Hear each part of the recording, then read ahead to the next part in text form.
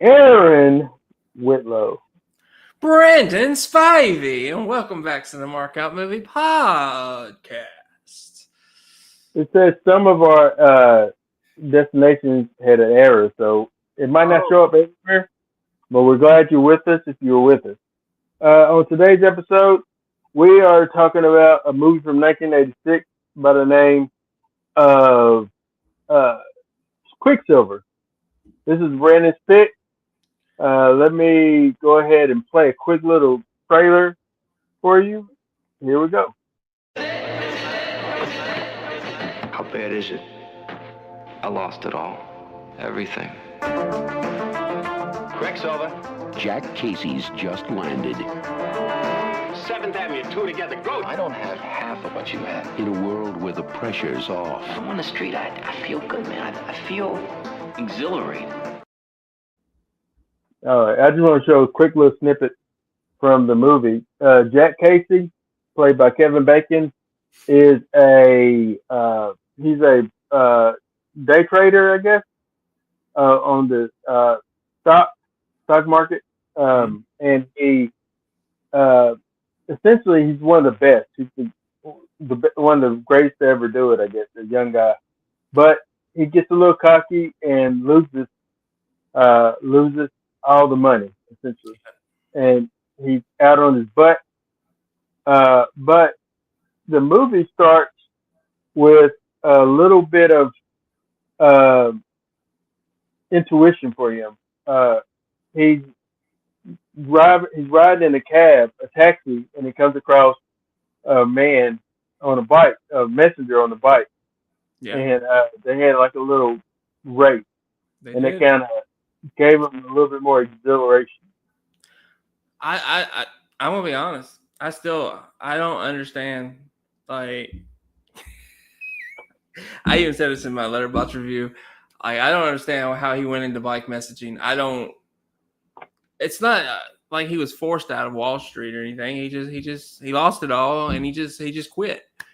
It's not like he lost his job. He quit. So I just don't understand how he went straight to bike messaging. I know that there's intuition there, but I didn't feel like it was enough to say, "Oh, I'm gonna do this." Yeah, I kind of felt like his family, or at least his father, relied heavily on what he did in the stocks. I guess I'm not sure, because when he said he lost it, and his father said, "That's all right. We're cases. We bounce back. We're gonna do something." And then, like, his father was crying. Yeah, It's like I felt like maybe his family relied on him on the income. Which, if that's the case, you don't think becoming a bike messenger would be the best best next step in that scenario. Yeah, that's why it just never really. I didn't understand why that. If you're trying to, get all the money back, you wouldn't go to bike messaging because it's not going to pay unless you're gonna get in with a drug dealer, which another character gets manipulated into doing because another character ends up leaving. Which I will get into that too. Because if I'm not mistaken, unless I missed something, he just disappeared. Yeah, right? He just. And I was going to ask you about that. With Kevin Bacon's character, he's never seen again. I was like, what happened? Did he die? Did he? Where'd he go?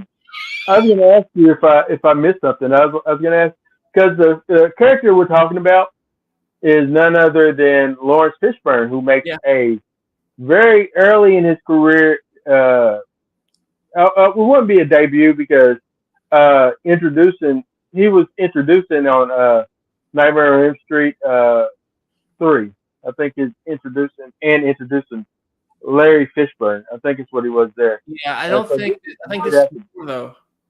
Huh? It's 86. When did part 3 happen? I want to say 88. Because Nightmare on Elm Street came out in 1984. So was this obviously Cowboy Curtis was before Pee Wee's Playhouse? Cowboy Curtis was like 84, like the first thing he did, I believe.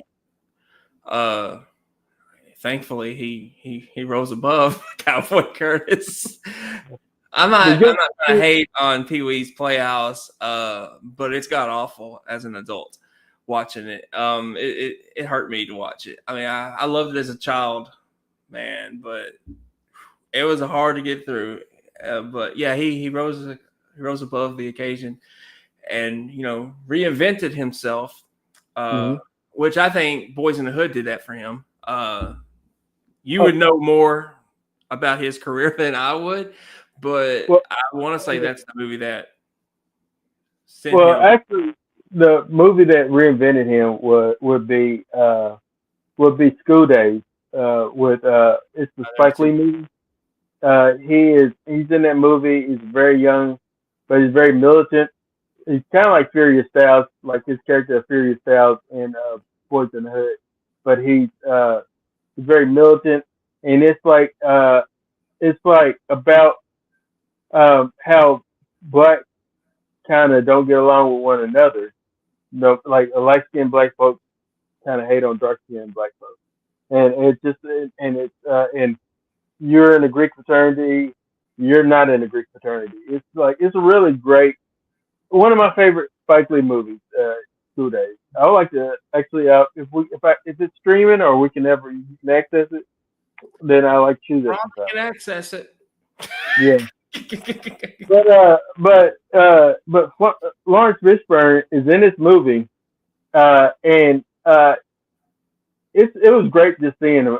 This movie, I'll tell you this. This movie has some pretty good. It's now for us it would be considered cameos, but back then it was just trying to find a job to work. Yeah. But it has some really good big names that's in this movie. Yeah. For fun.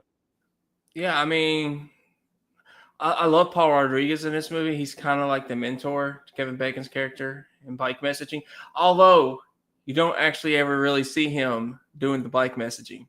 He's just And also Louis Anderson's in this movie as well. Which young, very young, fresh off of I would say fresh off of Coming to America. I think that was like 85. I'm not sure. He was in Coming to America. He's also in this movie. But yeah, no, I was trying to see about Lawrence Fishburne, but yeah, his character just disappears. Yeah, after the bike race. Yeah, and I was like, did he get killed? That's what I thought. I was like, did he die? Like, what happened to him? I don't know. He just okay. So after he leaves Wall Street, he becomes a bike messenger. This movie kind of goes all over the place. Would you agree? I would agree. Also, I will say that the way that they highlight, I love how this movie highlights, like the person that made this movie or came up with this movie must love bicycling because it just like, it's like, it kind of like how biker, what's it called? What is it, Biker Boys? Biker Boy with Biker Boys. Yeah, kind of like how Biker Boys kind of highlights motorcycles and kind of make it like a part of the movie. You know what I mean?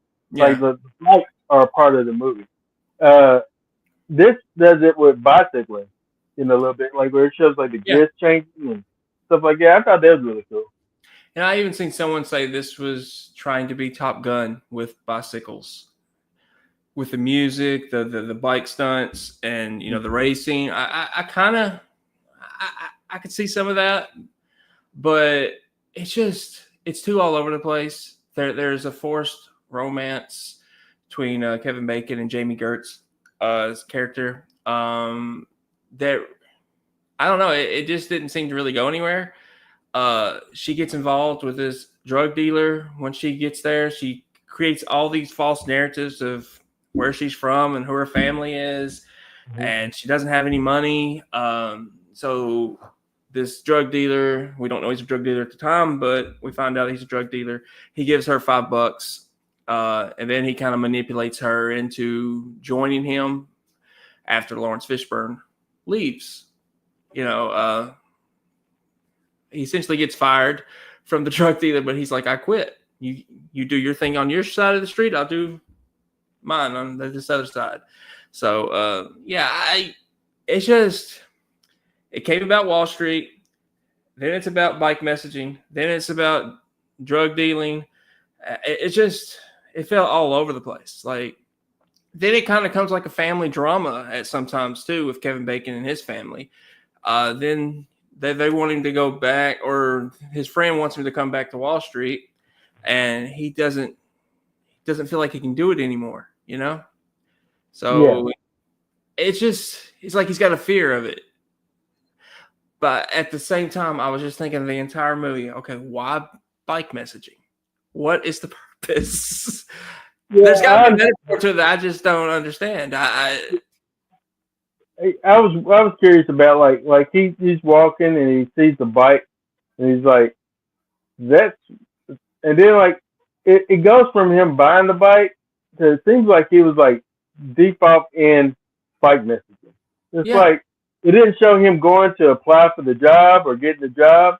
He's just like already there in the fabric of the culture as a bike messenger. Like he knows like I felt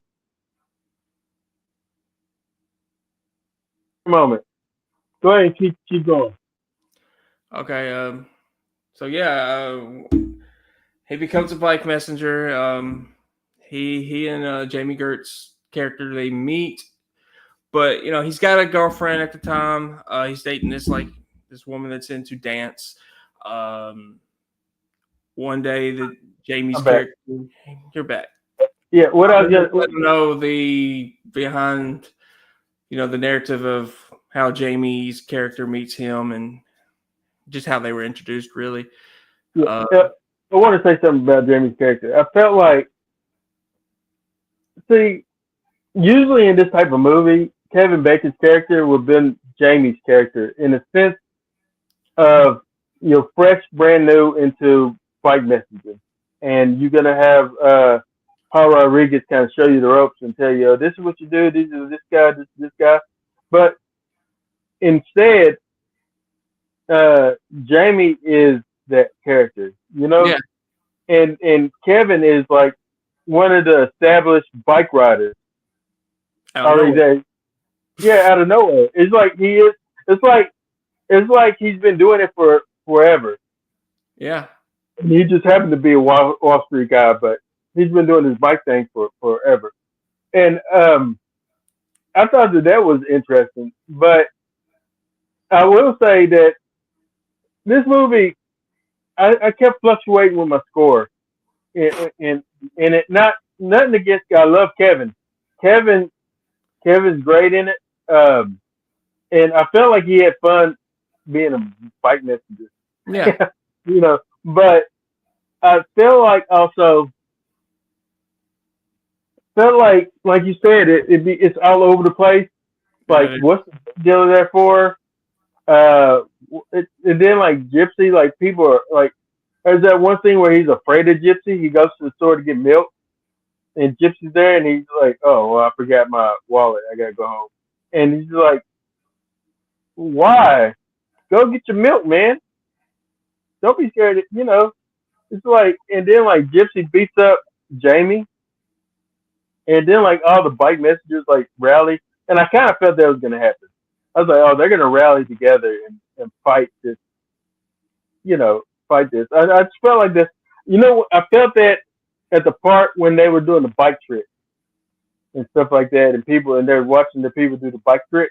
Mm-hmm. I was like, "Oh, there's gonna be a part of this movie where they're gonna get together and they're gonna like try to take down people," and it happens. I don't know why it happens, but it happens. I guess it happens because, well, she's a woman. 2, she's one of them. So I can't really say it's a brotherhood thing there, but it's a family thing. Protecting their own. But is she really one of them? Is she really? I think at that point she was. I think she was at that point. It's like in the last act. But I don't know. She was like, to me, the relationship between her and Bacon, as we like to call him here, he's Bacon. To me, it came more off. I know it's supposed to be like a love interest, but it came more off like a brother and sister dynamic. Like he was trying to protect her the entire time, not Yeah, that he was I never. romantically interested. Even though I know that's the idea of it, but I just felt it felt like a big brother protecting his little sister, kind of a deal. It felt, yeah, any type of relationship, romantic relationship felt forced. Like I like when when his girlfriend, he has a girlfriend. Also, for those in the back, he has a girlfriend. But I felt like that when she came in the room, uh, and seen that she was there and stuff, and he introduced her as a friend, and Yeah. she's like, "Oh, she's your friend? Are you screwing her?" Like stuff like that. I was like, I mean, I think this girl truly is his friend. Like, I never felt like, oh man, these two about to hook up. Although, like, he did give her some eyes and stuff like that. And I don't also, Brandon, I don't understand why he just doesn't. Maybe he just doesn't like being a day trader no more. I guess I don't know. Just say that. Just say it's not what I want to do. I'd rather be a bike messenger. But don't be like. It's almost like at some point it's like he's afraid to get back up in there. Like I'm Yeah. afraid to get back out there on the floor. Yeah, he was terrified of it after he lost everything. Honestly, you may laugh at this. The beginning of this movie, the setup of this movie reminded me of an episode of Dawson's Creek when Pacey loses everything. And he lost everything for Dawson, all his money. Pacey was telling him it's a sure thing, and you can't go wrong, and he loses it all. And that's what I related to watching this opening scene with him lose everything and how bad he felt and telling his dad, because it felt very similar to that scene in Dawson's Creek. But I felt like he was just afraid. It's not that he didn't want to do it anymore. He felt like he couldn't. He was just terrified to get back up there and continue on. So he just kind of ran away from it, and. But of course, he does eventually come back to it because his friend, his mentor, is trying to start up his own business, his own little food chain, and Hot yeah, dog cart. and he needs a loan from the bank, and he can't get one because he doesn't have the money, which is interesting. That you gotta have money to get a loan when you don't have no money. You wouldn't be going to get a loan if you had the money. It's just an interesting concept there, But which is very it's real. I mean, it's a real thing, and it's why I find it interesting. You only give loans to people that actually have the money to pay you back, which it's smart. I understand it. It's just, but so many people could, it could help. I would say over 50% of people that feel if the business was successful, it'd be easy to pay back. But anyway, that falls through. So he's going to go back and try to get his money through Wall Street, and it doesn't go great at the beginning, but he eventually does get his money back, and he gets his parents' money back, and all is well, for him there. Then of course the drug dealer attacks Jamie Curtis's character, and then it comes a war between Kevin Bacon's character on a bike and this guy in the car. It just went places I didn't see it going. Watching this movie, I knew the drug dealer was gonna have a conflict with Kevin Bacon's character at some point, just the way they set it up. But it's not really with him; it's with the girl. It just, I don't know. It was all over the place. Well, I want to say with the I was going to say with the drug dealer guy. So Jamie, her character, she's a liar. She lies about everything. Even I was gonna say this. Even at the end, when he's like, "Hey, what do you want to eat? Pizza or Chinese?" And she's like, well, I really want some Chinese. I've been really wanting Chinese. I like Chinese. He said, oh, no, I've been wanting pizza. She said, oh, well, I mean, no, no, no. She said she wanted pizza, but he says, oh, how about Chinese? And she's like, but I really want a pizza. And then she eventually was like, well, no, I guess I can eat Chinese. I just have, allergies. And, it's like, and then like, he's like, well, we're going to go get something else and then go get hot dogs. But I was like, Jamie, get a backbone, man. What you want? Be real. Yeah. And then, but that's what I was gonna say. I'm trying to remember what I was gonna say. Paul Rodriguez's character. There's this scene where he's about to go meet with the shady drug dealer guy, the loan shark, to get a loan for his business, and then he goes Bacon goes and stops him and says, "Hey, no, don't do that. Hey, man, I'm a good day trader. I can go and maybe how much you have? Well, we can go and do this, and I can get you some money." And then he's like, okay, but you can lose. He says, yeah, we can lose, but we can also win. Mm-hmm. And he's like, yeah, we can also win. He's like, okay, we can also win. Let's do this. It just shows me that he's the type of friend that is like very glass full. You know what I mean? Mm-hmm. He doesn't let anything really get him down. Uh, but he did say in the movie, he says, "I don't want to. I'm not. I'm not getting back on that bike. Like that's not what he's wanting to do. It's not what he wants to do for life." I guess if you think about it, he's kind of in the same situation that Kevin Bacon's character was, in the sense of, man, what do you mean you want to give up this life? You know you're good at it. You're running great. You know the routes. You know this. You know that.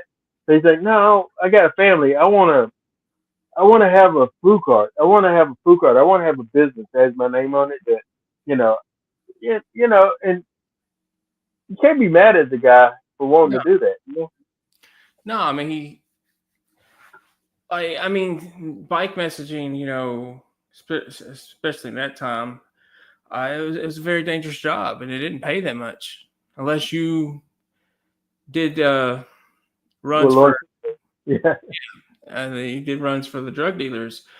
Then you get a little bit of money. That's what Lawrence Fishburne's character did, which is why he had all the money, and they brought that up early on, But it just, yeah, you don't. There's no future in it, If you want to have a family, own your, you want to have something in life. There's no future in bike messaging. So it also kind of reminded me of that Joseph Gordon-Levitt movie. I think it was Premium Rush. I don't know if he lost the job and he just went to bike messaging, but he also got into it with I think a drug dealer. I think Michael Shannon's character was a drug dealer in that. you think that's a remake of Quicksilver? Looking back on it kinda, yeah. Yeah. It's similar. I think Quicksilver's better, but it was very similar. Yeah, maybe they just didn't like, because I didn't quite understand why it's called Quicksilver. Did he call his bike Quicksilver or something? Or I don't know.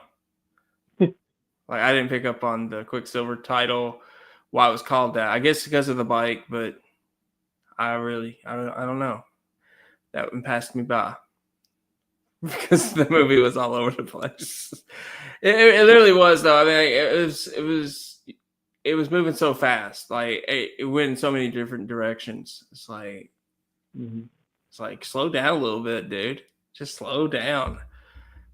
But I didn't hate the movie. I liked it. It's just it was literally all over the place.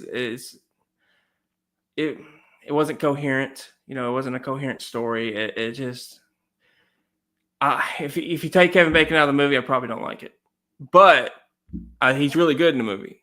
Like I've never seen Bacon give a bad performance. I mean, I've seen performances I didn't like, but not saying they were bad performances. I just I like when he plays a good guy. He's good at playing the bad guy, but I like him when I prefer good Bacon over bad Bacon. Yeah. uh, yeah. Well, Kevin is versatile enough. Like now, I think he's settled into that point in his life where he's more or less the villain in a lot of stuff, or at least sleazy character like in Maxine. Um, Yeah, but that I didn't.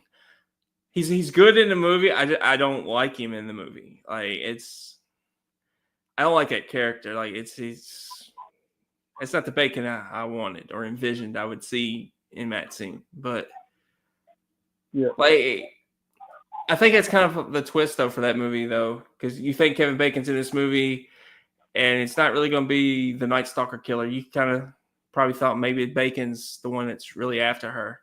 That's kind of what I was hoping for, but he it, wasn't. well, the way I feel about that, I know we're kind of getting off, but the way I feel about that is honestly, I feel that once Bacon's character left, uh, the movie kind of went downhill from there for me.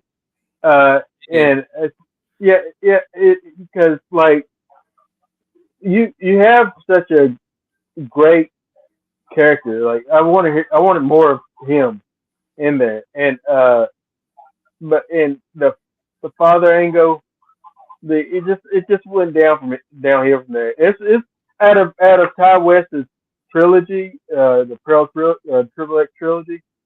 I would say that's the weakest one. Maxine's the weakest I one. agree. Yeah. I strongly agree because I was thinking he died at the end of X. I guess I need to rewatch it. 'Cause I swore she killed him, but maybe she didn't. No, that was her father. That's who the guy was. I know the couple is Pearl and whatever his name is, Howard. That's Yeah, what the couple is in X. yeah. That's her parents. No, no, no. That's not her parent. You sure? Yes, her father is the guy that's on the TV that says, like he's the preacher that's on TV. She ran home from home. Uh, Oh, I thought Howard was the preacher. Okay, no, no, I need to rewatch the whole movie again no. because I Uh, thought he was. I thought I thought it was her parents. That's why I didn't really like the ending. Okay, hmm, that makes it a little bit better, but still hate it. Sure, yeah, uh, yeah. I'm sure. I'm pretty I'm sure sure. the credits they cast him as Howard. Pretty sure that's her parents. I That's why don't know. I like don't think so. Maybe I'm looking at it wrong. Pearl. But I don't think I'm wrong though. But I could be. I'm okay. I'm if I'm wrong, man, I'm wrong. I'm okay with it. But anyway, I felt like this movie. Also, the drug dealer dies. I guess he dies. He's in a really bad car wreck. I think he's He can't be alive after that. dead. There's no. Yeah, I'm pretty sure he's dead. But I felt like the movie. The best part of the movie was Kevin Bacon, Yeah. and then the second best part of the movie was Paul Rodriguez, and then I'd say Lawrence Fishburne. They were the main ones that kind of kept me interested. I love seeing Jamie in it, but every time I see her, I see her as the character from Lost Boys every time. I don't think I can shake that. But It's funny you say that because Lost Boys is my favorite vampire movie. mhm. But I never put her when I see her in a movie, I never think Lost Boys. Never. It's never happened. What do But you you're think? right. Like you just said it. I forgot that she was in Lost Boys. I always think Twister. We got Oh, Cal. you know, I, I forget that she's in Twister. Actually, I forget about that. we're just opposites when it comes to Jamie Gertz. we think different movies. But But either way, if you think Lost Boys, it's a classic. It's one of the best vampire movies of all time. Twister, it's the natural disaster movie. I don't think anyone would argue it's the best natural disaster movie, but maybe there's some arguments. But yeah, you got a lot to. because there was one point where it was like nothing but nasty disaster movies, Yeah. like Twister, Armageddon, um, Dante's Peak, Volcano, uh, uh, what's that one?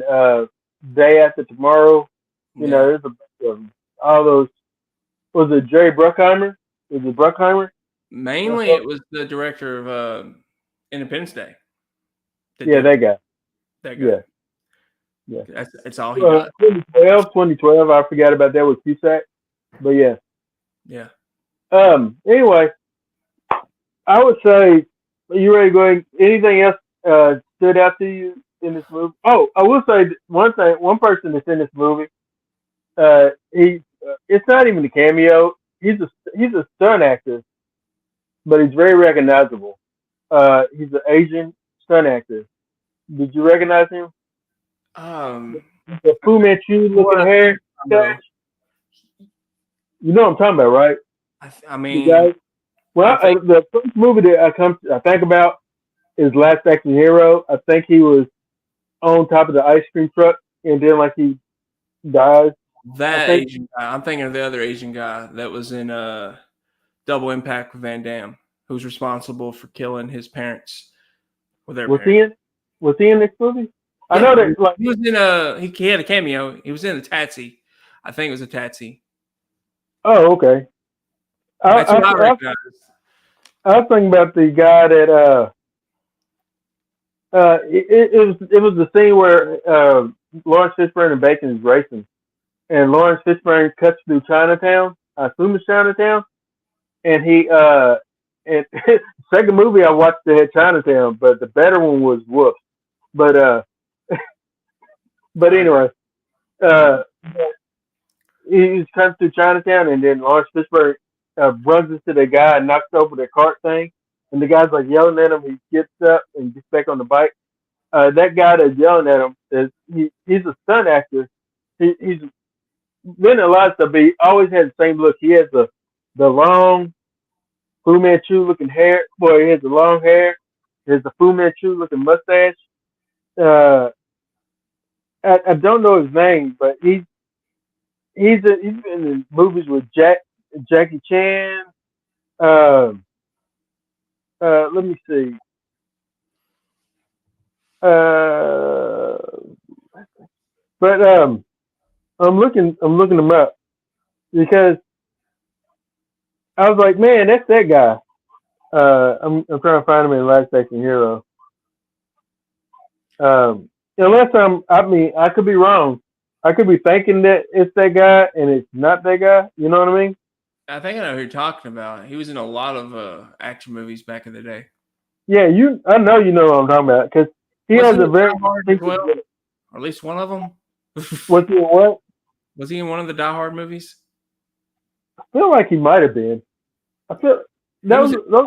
lot. He worked with all the big action stars, though. That's. I'm glad you said that. I would love to. I'm looking that up. All right.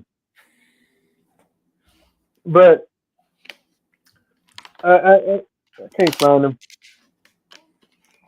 I know who I'm talking. I know who I'm thinking about.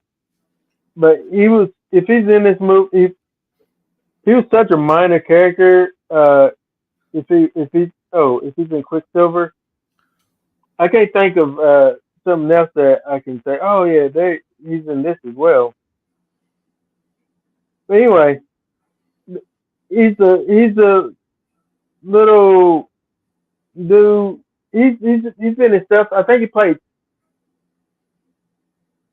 I don't think he's Genghis Khan in Bill and Ted. I don't think that was him, but he's been in. You know what I'm talking about? Like I know you know what I'm talking about. Anyway, If it's the I big think Asian guy that was in pretty much every big action movie, he yeah, he always died, but he was like a stunt coordinator as well for all those movies. yeah, He had yeah. long black hair. He had a Long mustache, yeah. like the Fu Manchu mustache thing with the beard. Yeah, yeah, you know what I'm talking about. But yeah, it was him. I know because I recognize him. Like, hey, I recognize that face. Y'all recognize that hair. I'm like, it's him. But but yeah. All right, I'm ready to go ahead and get my mark. Actually, it wasn't him in the movie, but he looked like him in that movie But- that you liked with Bill Skarsgård. Boy kills the world versus the world, whatever. The yeah, one- yeah. He looks just like that guy. Exactly. Okay. No, know exactly what you're talking about. yeah. That I like. You noticed you said that I like. You gave it a fresh score. You I said, gave it right? a 3. I think the reveal helped my score tremendously because I was like, "What is going on?" But I'd like to talk to you about that. But so I'm going to give this movie 2.5 marks out of 5. 2.5. Because I enjoy Kevin Bacon. I'm glad it was awesome to see a Kevin Bacon movie I've never seen. I really enjoyed that. I wish that I wish that I wish it made more sense. I wish it made more sense. Like it doesn't. It's not that it doesn't make sense, but also it doesn't make sense. You know what I mean? Oh, I've told you it's all over the place. So I Yeah. get it.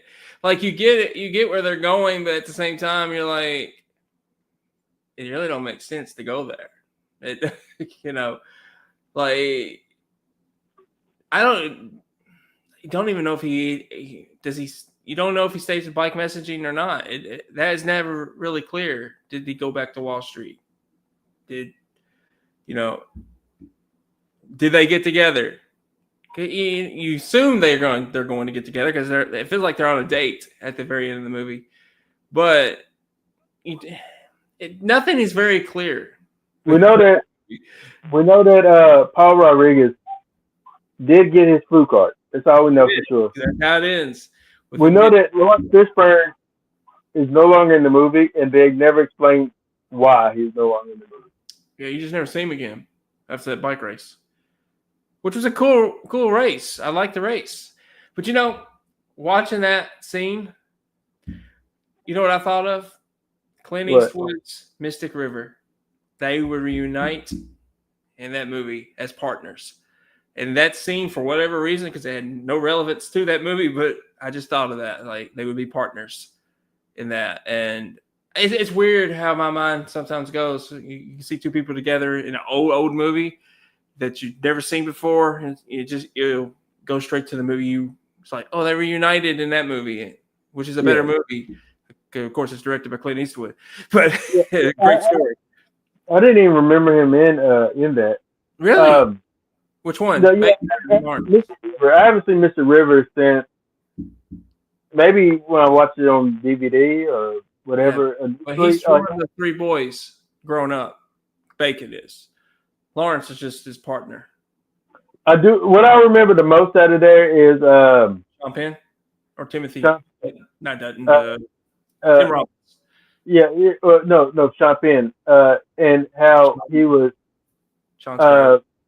Yeah, how he was like such a like I really believe he was like this Irish mobster guy. Yeah. Like I really believe. The only thing I found hard to believe in that movie was they allowed him to leave for his family. Because if you know anything about mafia, that's not how it works. That's not how you leave. But that's the only thing I found hard to believe. But yeah, it was a phenomenal. I think that's one of Sean Penn's best performances. I actually think it's one of Clint Eastwood's best directed films. And Tim Robbins was great in that movie too. I mean, Kevin Bacon is overshadowed in that one, but it was still cool to see all three of them in a Clint Eastwood movie. Well, all four actually, because Lawrence Fishburne's in it as well. That's my marks for sure. Mine is I'm gonna give it 3. I liked Bacon a lot, but I liked the Wall Street stuff. I liked seeing him in that, that environment. I like the bike messaging stuff. It just didn't make a lot of sense to go in that career. After you're in Wall Street, financially that makes 0 sense. So it's a movie, so I'm not trying to think too much on it. I kind of like to make jokes about it, but I enjoyed it. It's all over the place, as I've said like 10 times, but I still kind of enjoyed it. Like it's a weird movie. It made me feel weird watching it. Like it was all over the place. Kind of like life sometimes. It's all over the place. Life is like riding a bicycle. You never know if you're gonna hit the right gear. He says, if it says you can't go south, I'm gonna go west. You know, whatever. I don't know. It's just I love Bacon in it. Bacon was great. Bacon came to play. So. That he did, and if you I take didn't love Bacon's mustache at first. I'm glad he shaved it. That was distracting. What now? Bacon had a mustache when he first showed up in this movie. That don't fit him. Like, I'm glad he saved it. Maybe now as older Bacon, like he does mustaches and stuff. Like I think he had one in Maxine. He did. But you know, it's okay. But I enjoy as much Bacon as I can get. As far as I like, don't like mustache Bacon though. Huh? Mustache Bacon kind of looks like a creep. Yeah, I don't like mustache Bacon as much, but It's hard to pull off a mustache though. It really is. I give so much props to Danny Glover for being able to pull off that classic mustache in Lethal Weapon films, man. Not everybody can pull it off. Huh? Danny Trejo can pull off a mustache. Not everybody can pull off a mustache. No, not many can. Yeah, some people you're like, man, you gotta say that, bro. It looks hideous. It makes you look like a '70s porn star or something. It don't look natural for most people. Elliot's another one. He can pull off he's probably got the greatest mustache of all time. Tom Selleck's another one. I mean, some people can do it and a lot of people can't. I'm one that cannot. I look like Hitler. Just throwing it out there. Well, you know, Wesley pulls it off okay, I guess. Brad Pitt, he can pull off a mustache. But once again, it's Brad Pitt. De Niro can't. De Niro can't, no. I've seen him, I think it was Copland with Stallone. I don't like Stallone with facial hair at all either, but it's good that they try things though. We were talking about you recognize Jamie from Twister or whatever. Yeah. I was watching West Wing, and I don't know his real name, but you gotta know who I mean when I say it. Tackleberry's in there. He plays like a army general. Okay, say that again. What's his name? Tackleberry. Tackleberry. Singleberry? No, Tackleberry. That's his real name? Officer Tackleberry from Police Academy. Do you not know Police Academies like that?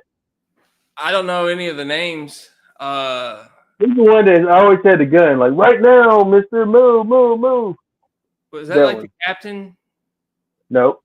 He was one of the officers. He one of the most famous. Wasn't Gutenberg, right? Nope. Looks like we're gonna have to go down the Police Academy road there, buddy. It's been a long time, man. Like it's really, I haven't probably seen police academies. Oh, like we're gonna have to. Do I want to do it now? I might not do it now. I might wait till next year for us to maybe tackle the Police Academy movies. It is how many is it? 3, 4, 5, 6 Police Academy movies. 6. Okay, I don't think they get worse. The last 2. Yeah, they get worse. Probably after Gutenberg leaves, they get worse. Well, 5 Gutenberg is not there, but 5 is okay.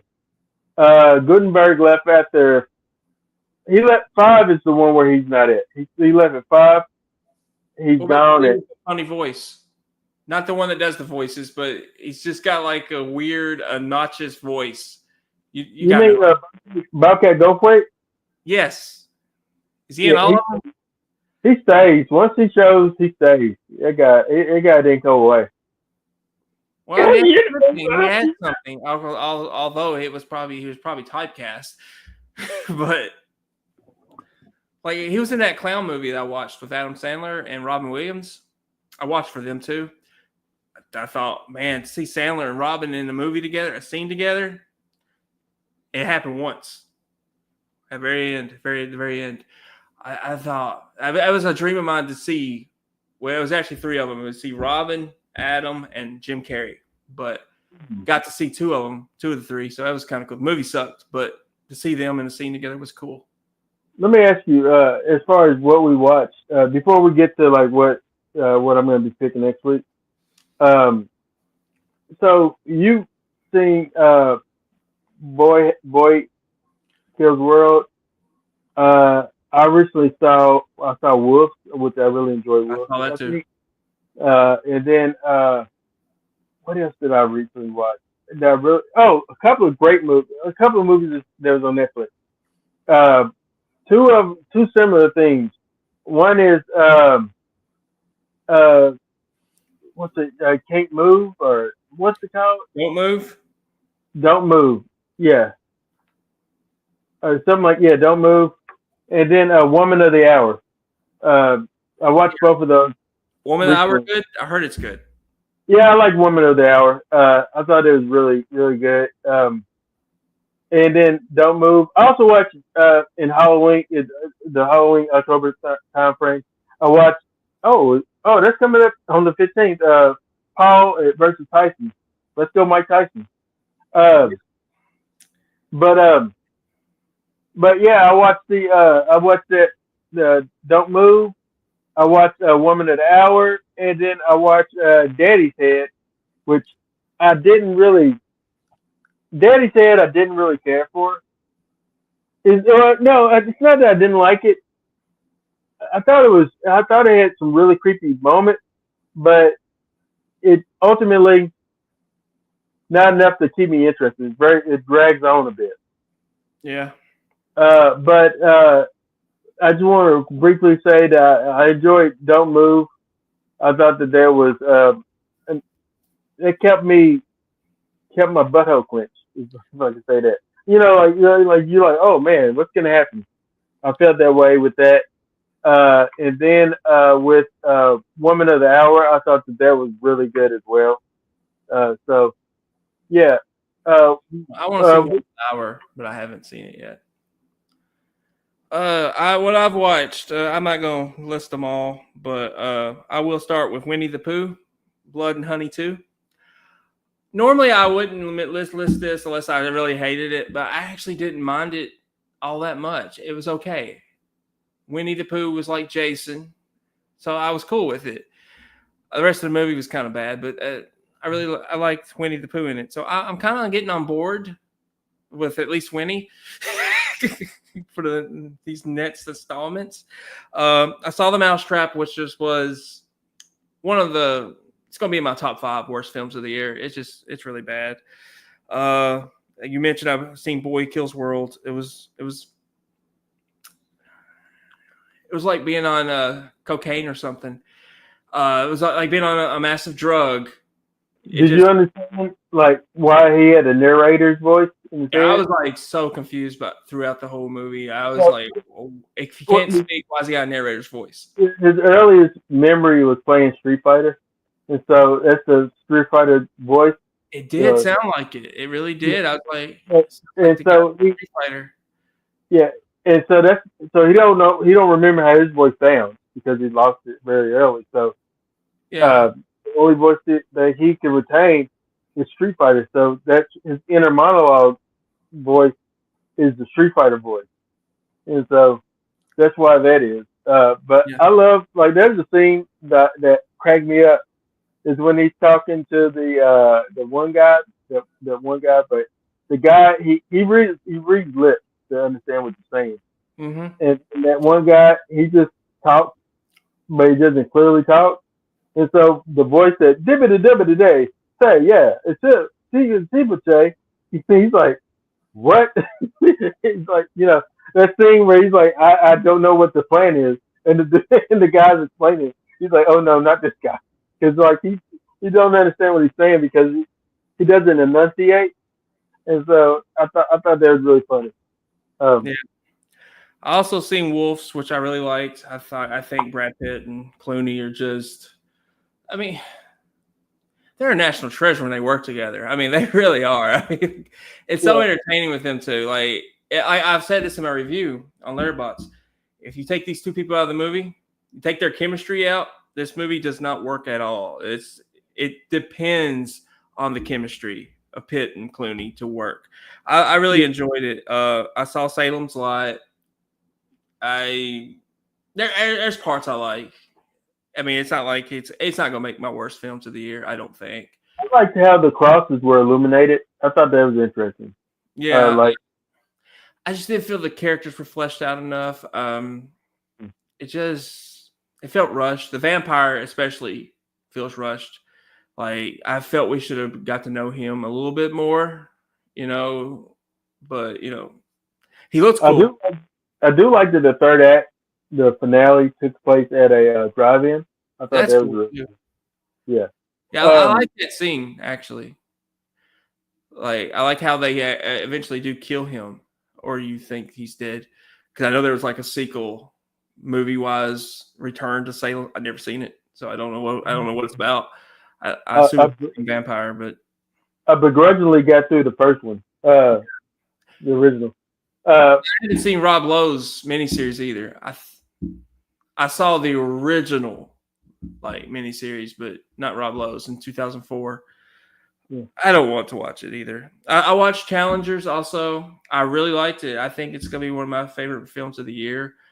I was skeptical because of how much they hyped the threesome scene. But, watching it, I was like, they hyped it for that. Because they're really, I mean, there's some things, but it's like, it's not even a focal point of the story. It is, but it's not. If you know what I mean.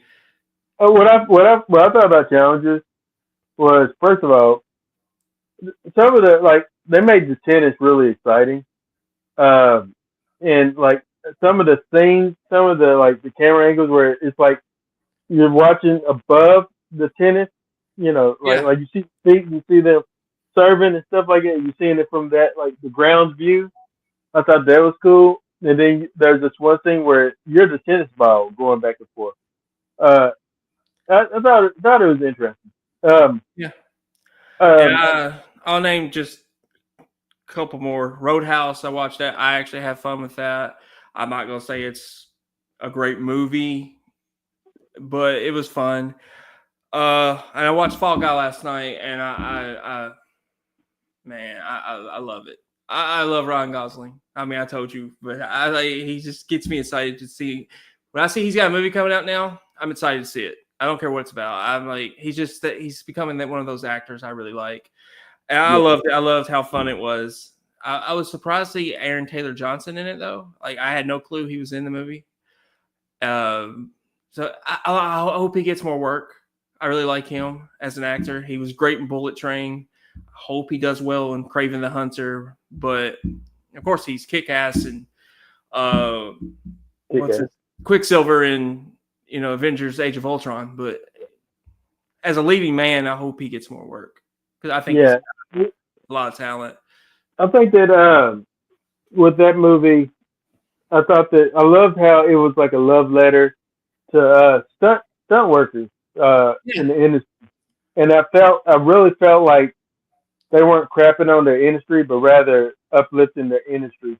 And I thought it was great, man. It's probably one of my favorite movies I've seen this year. I thought they were kind of making fun of action stars, though. Yeah, I think so too. I thought it'd be very interesting if some people that have worked with, say, Vin Diesel, his stunt double. I've heard some things, but it'd be even Arnold or Stallone. Were they prima donnas? Do they think they were bigger than the whole movie? I kind of get the vibe that Vin Diesel. I've always got that vibe that he thinks he's bigger than the Bengals tonight. I see. Yeah, they played tonight. It's on the TV. It just showed up. Yep. Um, I'm excited to watch. Hope they don't uh, lose I again. hope that again. Man. All right. So for next week, I was wavering. I was gonna choose house guest with Sinbad and Phil Hartman. Um, and because I was like, I seen it pop up on my recommendations after I finished Quicksilver. But then I was like, you know what? I think I'm gonna choose Die Hard with the Vengeance. Because I don't know. I just You pick what you want. It's just I'm kind of chuckling because you start with part 3 instead of part 1. But well, oh yeah, never mind. Because we need to go through the whole Die Hard. You and I, we never did that. So I mean, if you want to pick it, go ahead. I mean, no, it's your I'm gonna pick. do that Christmas time because Die Hard is a Christmas movie. Um, Is it really? yeah. So I'm gonna go house guest. I think because I think it'd be really cool to see. I love Sinbad. It is what it is. I enjoy Sinbad, I've and never seen it.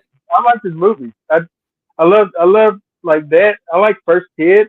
I I like Sinbad and I liked him when he popped up in the You know, uh I huh. think there's only one movie I've ever seen him in, Jingle All the Way. I don't think I've seen Sinbad in any other movie. Okay, house Well, he's guest. in House Party though, right? He's in one of them, right? You did what? He's in one of the House Party movies. No, No. Yeah, no. I mean, I've seen him in TV. You Like seen him in Jingle All the Way? He's that's the only movie I've seen him in. yeah. Like I love Sinbad popping up in so Sinbad popped up in It's Always Sunny in Philadelphia. There's a scene where uh oh man, I forget his name. But anyway, he's in a mental institution. For some reason he's in a mental institution. Mm-hmm. And I think it's Mac. It might be Mac or might be uh the other guy. I forget his name right now. I'm blanking, but I see his face. Anyway, he's in a mental institution, and Sinbad happens to be there as a resident in this mental institution, and he's there with the guy from like uh what's that Mac I don't know, a band. It's from a band like I think Matchbox 40. I don't know bands, but he's like one of the lead singers. I forget his name, but one of the lead singers. And That's it's funny. awesome that I knew this and you didn't because I know What's his nothing name? about music. Literally, What's, I couldn't tell you. I got lucky on that one, but with what's the bands, name? Really? I can't. I know certain songs, but I can't name the bands usually. So I feel proud right now that I knew that band. Yeah, I forget his name, but anyway, he's in Sinbad's in that episode, and he's like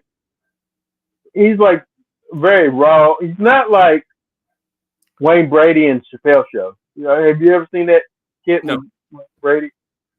Wayne Brady, where Wayne Brady says, "Does Wayne Brady need to choke him?" Wayne Yeah. Brady gets raw. Sinbad doesn't get that raw. The Sinbad gets pretty raw in that episode, but it's so funny because Sinbad is like, "No, you're gonna do what I'm gonna say, or else, you monster." He's Yeah. like Sinbad is kind of scary in this, but I loved it, man. I just like seeing Sinbad pop up and stuff, and with Yeah. his recent health issues, man. I just want to honor him while we still have him around. So I haven't seen him in anything since I think he was the father in the Little Rail Show. I want to say he was the father. I remember him in it. He's either the you father or the uncle. David Allen Greer? No, that's the Carmichael Show. Oh, okay. See, Lil Rel was just like he co-starred in that, but he got his own show. Didn't last. Wasn't very funny either. He was hilarious in the Carmichael. It's wild. But Like Sinbad was in it. I'm pretty sure he was the father in that, or the uncle. Like it's been a few years. It's been like 6, 7 years actually. But I want to say he was in that. He was in a different world, right? Yes, he was in a different world. 100% confirmed. So, but yeah, I thought he was in the House Parties, or at least one of them. He's also in Necessary Roughness, like one of my favorite football movies. Scott Bakula. Yeah, with Scott Bakula. That one. Wesley. No, that's Wildcats. Wildcats. I think also Woody Harrelson's in Wildcats as well. Oh, got Wesley and Woody. Huh? Got a Wesley and Woody appearance. That's probably their first time working together. Yeah, they together. They had Money Train, White Men Can't Jump. I think they worked together like at least 3 times. We need a reunion movie. Obviously, it can't be White Men Can't Jump because they ruined it with a remake and didn't get either one of them to cameo. But we need Woody and Wesley back together. I love them together. I really do. I really enjoyed them together. Like they have great chemistry. Yeah. Like you didn't think that they would have great chemistry, but they have great chemistry. You know. Yeah, I would love to see it. Wesley's back in the fold. I think he's going to end up being cast as Blade in that movie. That's what I hope. But anyway, yeah. So next week, house guest is what I choose. I was trying to look up Little Rail Show. That's what I was trying to look up. I think it was a Little Rail Show, but I'm not 100%. It didn't last. I think it was on Fox, one season. I never did finish it, but I want to say he was in it. I want to say that they were at a bar or something, and that's when Sinbad would show up, but I'm not 100% sure. Sinbad was in the original Good Burger movie, by the way. I never watched. And I almost watched it last year just so I could watch the sequel, but you said the sequel was really bad, so I just kind of thought, okay, I'll pass on it. Yeah. All right. Well, what do we want the people to do, Brandon? If you like this episode, you want to see more, click that like button, subscribe, share, comment, help us out, get it out there. Help Aaron get it out there. Help me get it out there. Here to waste some time, this is a hobby of mine. This is Aaron's career, though. This is his career. My career. If it becomes a career, it'd be great. But if not, I just do it for the love of it. I enjoy talking movies and films and everything else in between. Well, Aaron Whitlow, Brandon Spivey. Thank you for marking out with us here on the Mark Out Movie Podcast. Have a great rest of your weekend.